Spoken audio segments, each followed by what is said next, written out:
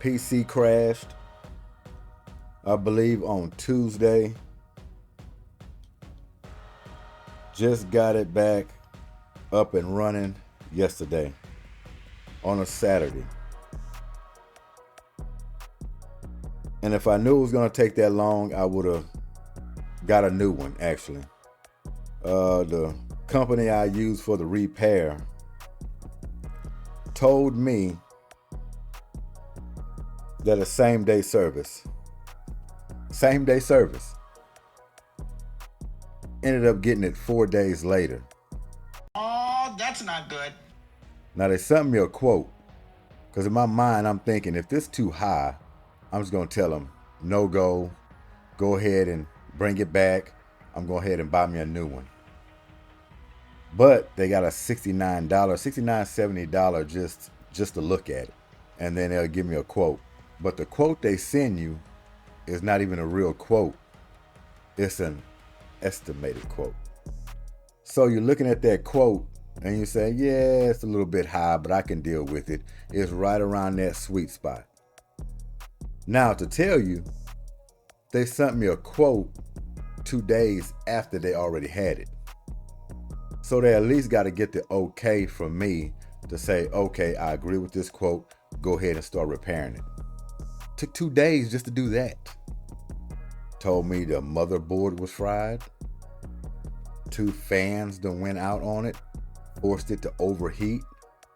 Now I tell you, I had this PC for about 4 or 5 years. More roughly on the 4-year side, right? But it's kind of like 8 because I pushed this thing. I pushed this PC.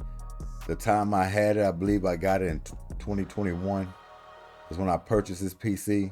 Some days I had to leave this thing running 2 days in a row on some occasions. Doing projects and not wanting to shut the computer all the way down, want to save my work and then pick up on it the next morning, which I worked to the next morning. So I got about 3 or 4 hours of sleep, then I'm right back up on it again. So this PC has been maxed out for that 4 years. It's almost like 8 years. So they repaired it, new motherboard. They got all the dust out of it, new fans. It purrs like a kitten. It's quiet. If I can get 2 or 3 more years out of it, I got my money's worth. I'm going to have to buy another one pretty soon anyway. So I'll be looking forward to that down the road. But it's been a hell of a week. It's been a hell of a week. So, yeah, Houston Rockets tonight. Impressive win. Impressive win getting ready for the playoffs. You want them to be this sharp. There was about business tonight. They went in there and they took care of the Phoenix Suns, got them out the way early. Everything was clicking across the board. Everything was working tonight for the Houston Rockets. Yes, the Phoenix Suns. We know. No defense. You beat the first guy. You got a layup. Possibly they're not even going to make the play-in. They right at the bottom. Houston's on a back-to-back. They play the Los Angeles Lakers tomorrow. So getting this team out of the way, resting up. You wanted to come out of there clean. Amen Thompson ended up with a little sprained ankle. Looked like it was light when he went out. It didn't look good. It was like, oh man, I hope this did not set him back another week or two with the playoffs right around the corner. Luckily, he was able to go to the back, test it out, come back in. Still a little tender, but you can see he still was able to play on it. A big win like this allowed them to rest tonight. Big game coming up against the Los Angeles Lakers. That's one of the ones you kind of mark on your calendar. You go in this game and you play them well with the Lakers. They're playing good right now. Their chemistry is coming along. You know, they won one, lost one, but right now you can see there's a whole different team. The role players are off the charts. Everybody know their role. Ball heavy with Luka Doncic. LeBron James, he kind of pick and choose what he wants to do, but he can be aggressive as well. He's playing out of his mind. It's going to be star power in this game. Rockets need to come in, focus. They should be a little more rested. They had 2 games off coming into this Phoenix Suns game, and they looked rested. The energy level was throughout the whole team, and they had energy, and they took care of business. So going to LA, I'm looking forward to this one. This one is going to be a good test getting ready for the playoffs. I got a few more coming up, but this one right here Going to Hollywood is what they want to call it. Crypto.com arena. You go in there on prime time, I might add. It's going to be on TNT. You go in there and take care of business. People are already talking and saying, yeah, they're young, but they could surprise some people. Teams don't want to play this team in the playoffs. Full of energy, ready to play.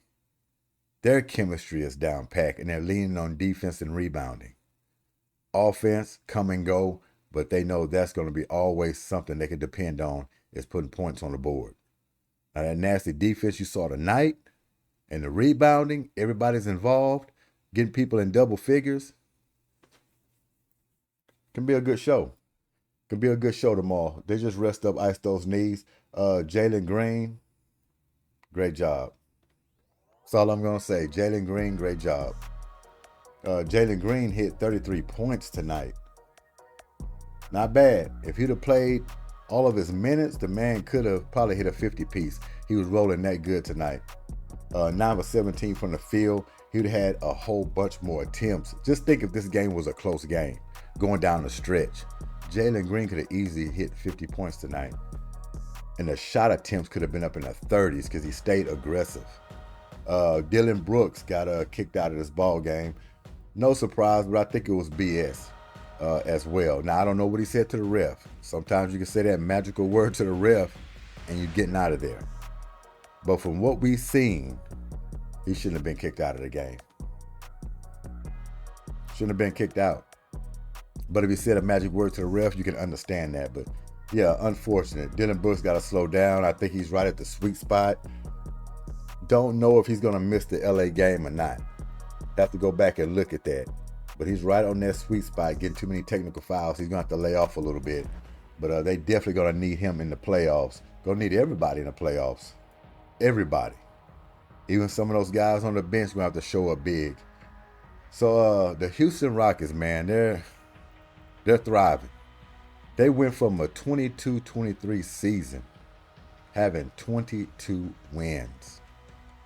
Come in the 23-24 season with 41 wins. There was 500 that year. 41 wins in 23-24. Come into 24-25. They're right there for 50-win season. 50 plus. 50 plus. What we at here? Look at those standings. Let me see if y'all can see that. Pull that up real quick. I don't know if y'all can see that or not. Rockets in the second slot, 49-26. They have gotten better every year. For 3 years, they've been going up and climbing. This year, they're going to get 50 plus wins. Obviously, they're going to get 50 plus wins this year. Now, what are the expectations for the Houston Rockets going into the playoffs? Just making the playoffs. They already reached their expectations. Really, they have. But it doesn't stop there. Want more, still hungry. If the Rockets just made the playoffs, which they are, they're in the playoffs. It's been a successful season. They're trying to make some noise. Now, it's possible that these Rockets could get out of the first round depending who they might play. There's a handful of teams in that little bunch. 7 through 10. You just don't know. But I'm going to tell you this. They could beat the Timberwolves. The Clippers, they could beat the Clippers, but the Clippers scared me a little bit because of the star power and their veterans. And they got people who can put the ball in the basket as well, too. And then you're playing James Harden. He's going to be pumped up. He's going to be ready to go against his former team. So you really don't want to mess with the Clippers unless you have to. Rockets are not afraid of them, but it will be a knockout drag-out if they got those Clippers in that first round somehow. All right? Timberwolves. I feel good about the Timberwolves. I feel good about the Timberwolves. I feel good about the Mavericks. I feel good about the Kings. If that was to happen, Suns drop. They just dropping out of it. They're drop. I don't think the Suns gonna hold up. They were in that 10th slot, and I don't think they're gonna get it back. They just look pitiful. That defense is horrific. But the Kings, I think they can stay in that spot. Kings, Mavericks, Clippers, Timberwolves, and I for sure don't want to see these Warriors. If that was the case, I don't want to see no Warriors. The Rockets can play them hard, but the Warriors always get the best of the Houston Rockets. That will be a tough series. Yes, Houston will hang with them, but it will be tough to come out of there with a Steph Curry driven team with Draymond Green. Then you add Jimmy Buckets. It'll just be crazy. You really don't want that matchup either. But like I said, Houston ain't in position to be choosers. You hear me? They're not in position. They just want to get to the postseason. Line them up, and they say they're going to knock them down. And that's just the way it goes. But depending on who they play in the first round, they will have a great opportunity to come out of that first round. Yeah, no doubt about it. And if they get out of that first round, what we always say, house money. It's going to be house money. Because then on, just let it roll. Whatever happens. You didn't exceed it. Expectations all the way through for this season. Get out of that first round depending on who you match up against. I like your chances. But yes, Houston Rockets holding that second slot. I don't see them losing that second spot.